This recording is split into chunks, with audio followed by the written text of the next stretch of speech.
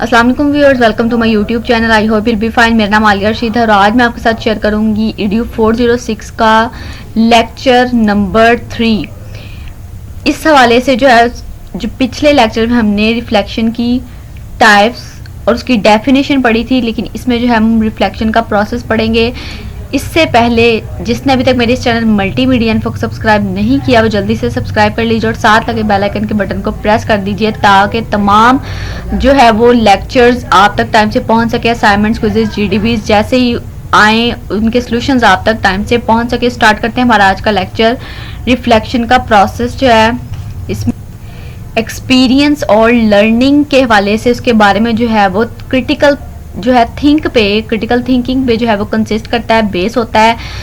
इसका मतलब है कि ये सिग्निफिकेंटली इसके जो फीचर्स हैं या फीलिंग्स है, इसकी जो टर्म्स हैं वो एक्सप्लोर करता है, इसके एक्सपीरियंस को, लर्निंग को आइडेंटिफाई करता है, न्यू सॉल्यूशंस फाइंड करता है। क्लिनिकल जो प्रैक्टिस है फ्यूचर डेवलपमेंट की, उसमें जो है वो उसकी टूल्स जो हैं उस प्रोसेस में यूज़ होती हैं, उसमें हेल्प करता है। मज़ीद जो है इसकी 5 स्टेजेस में अगर ब्रोकन इसको अगर हम कर सकते हैं तो वो इसके जो है वो फोकस करता है एक्टिवली, जो है वो इसमें इवेंट्स होते हैं और सिचुएशंस जो हैं इनको आइडेंटिफाई करता है। इसमें फीलिंग्स और थॉट्स जो मर्ज होती हैं उसकी रेंज को अवेयर करता है, अवेयरनेस प्रोवाइड करता है और सिचुएशन को एनालाइज करता है। इसके अलावा जो है वो क्रिएट करता है मजीद ऑप्शंस को इंटरप्रिटेशन के हवाले से, और जो है कमिटमेंट से चेंज करता है किसके साथ, इनोवेशन और एक्शंस के साथ।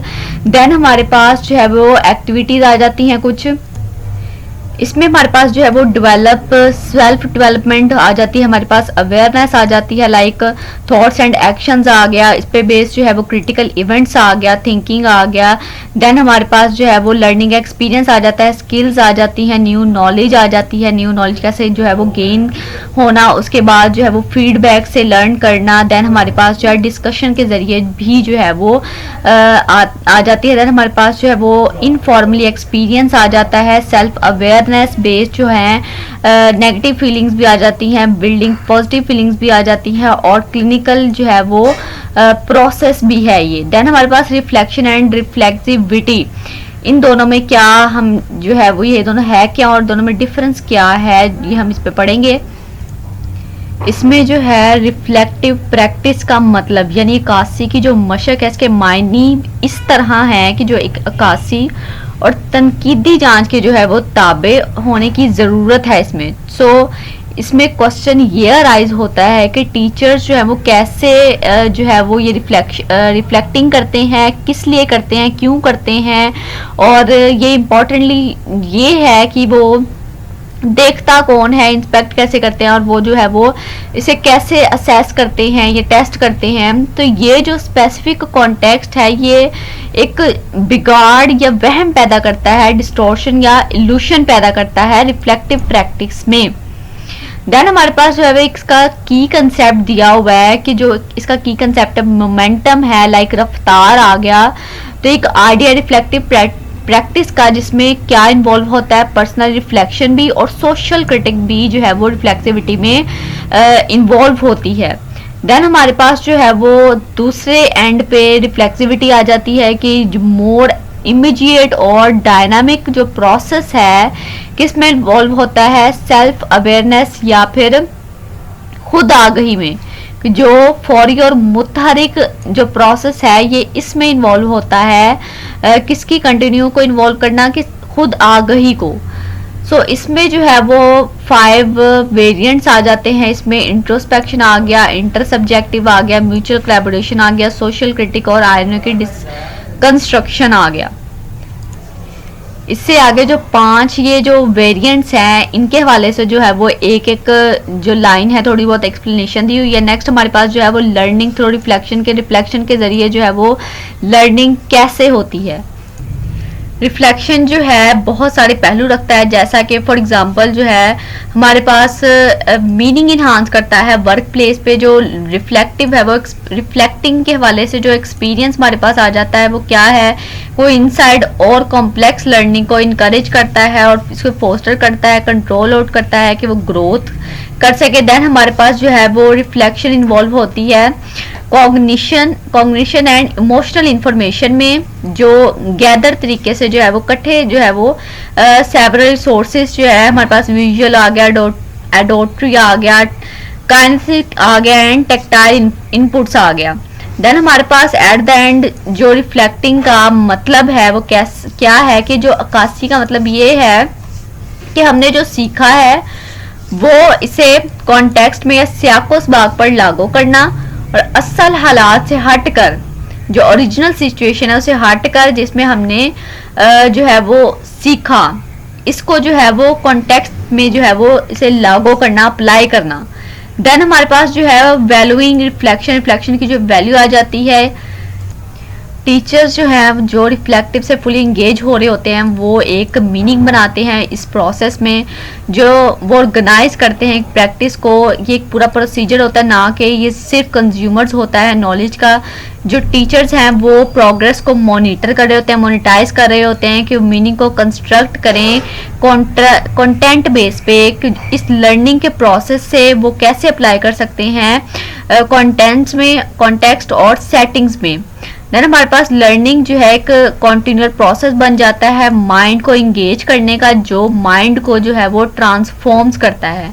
ये था हमारे पास थर्ड लेक्चर। नेक्स्ट हमारे पास लेक्चर नंबर 4 आ जाता है रिफ्लेक्शन मेथड के, जो है वो रिफ्लेक्शन के मेथड्स आ जाते हैं। इसमें हमारे पास एडगर शोन जो है इसमें रिफ्लेक्शन का जो राइटर है, इन्फ्लुएशन राइटर, उसने डिस्क्राइब किए 2 मेन वेज।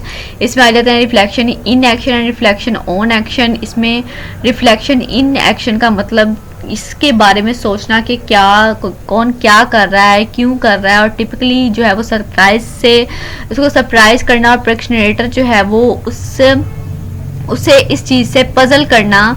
तो ये हमारे पास जो है रिफ्लेक्शन इन एक्शन में आ जाता है। और रिफ्लेक्शन ऑन एक्शन में जो है वो इसका मतलब या इसका जो एक ऐसा प्रोसेस जिसमें जो है याद की गई जो मालूमात का जो तज्जिया है और तशरीह जो है करके इससे अमली हालात में इस्तेमाल जो होने वाले इल्म है उससे पर्दा उठाने के लिए जो की जाने वाली मशक है उसका साबका गौर व फिक्र इसमें आ जाता है। देन हमारे पास जो है ये सारा ऑन एक्शन में है। नेक्स्ट हमारे पास लेवल ऑफ रिफ्लेक्शन में आ जाता है। इसके 4 लेवल्स हैं। डिस्क्रिप्टिव लेवल आ गया, डिस्क्रिप्टिव रिफ्लेक्टिव लेवल आ गया, डायलॉजिक रिफ्लेक्शन आ गया एंड क्रिटिकल रिफ्लेक्शन आ गया। इसके बारे में थोड़ी बहुत इन्फॉर्मेशन दी हुई है, आपने इसको एक दफ़ा रीड कर लेना है, बहुत ईजी है। नेक्स्ट हमारे पास गाइडेड रिफ्लेक्शन आ जाता है। इसमें इनसाइड सेल्फ डेवलपमेंट आ जाती है प्रोफेशनल तरीके से। और नेक्स्ट हमारे पास जो है वो इसके की इश्यूज जो हाईलाइट किए गए हैं उसके हवाले से इन्हांसेस प्रैक्टिस के लिए जो है वो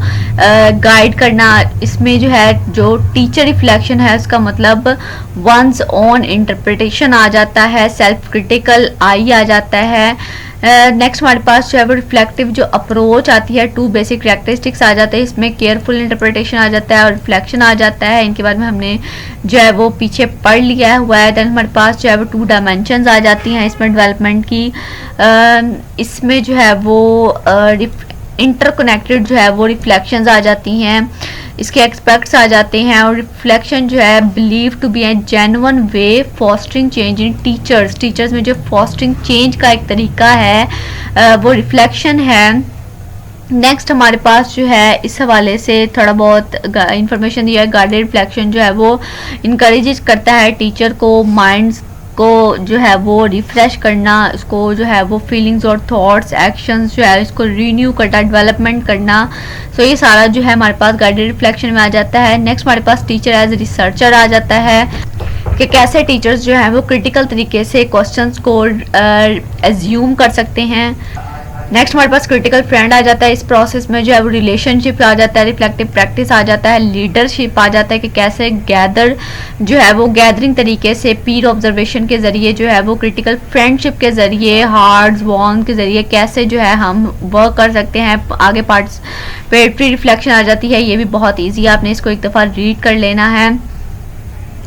सो ये था हमारा आज का लेक्चर। मैं उम्मीद करती हूँ कि आपको पसंद आया होगा। वीडियो अच्छी लगी हो तो लास्ट पे लाइक करना मत भूला करें, और चैनल को अभी तक जिसने सब्सक्राइब नहीं किया जल्दी से सब्सक्राइब कर लीजिए। Thank you so much. अल्लाह हाफिज़।